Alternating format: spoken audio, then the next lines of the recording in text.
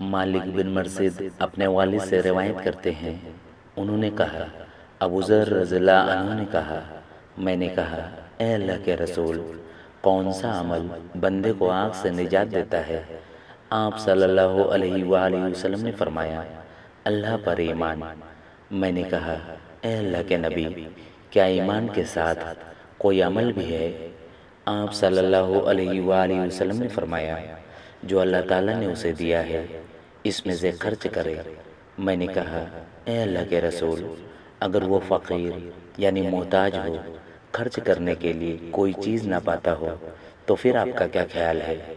آپ صلی اللہ علیہ وآلہ وسلم نے فرمایا، نیکی کا حکم دے اور برائی سے منع کرے۔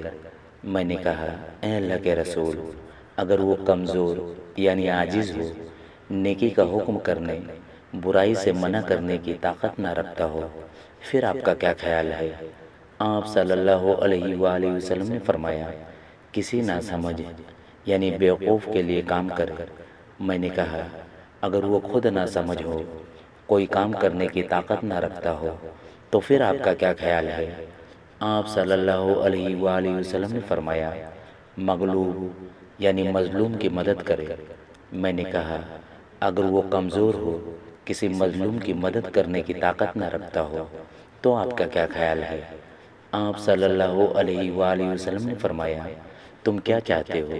تم اپنے بھائی میں کوئی بھلائی چھوڑو گے بھی تو لوگوں سے تکلیف روک لے۔ میں نے کہا، اے اللہ کے رسول، جب وہ یہ کام کرے گا تو کیا جنت میں داخل ہو جائے گا؟ آپ صلی اللہ علیہ وآلہ وسلم نے فرمایا، جو مسلمان ان میں سے کسی عادات کو اختیار کرتا ہے تو وہ اس کا ہاتھ پکڑ کر اسے جنت میں داخل کر دے گی۔ حضرت انس بن مالک رضی اللہ عنہ سے مروی ہے کہ رسول اللہ صلی اللہ علیہ وسلم نے فرمایا، جب بندہ شادی کرتا ہے تو اپنا نصف ایمان مکمل کر لیتا ہے، اب اسے چاہیے جو باقی ہے اس میں اللہ سے ڈرتا رہے۔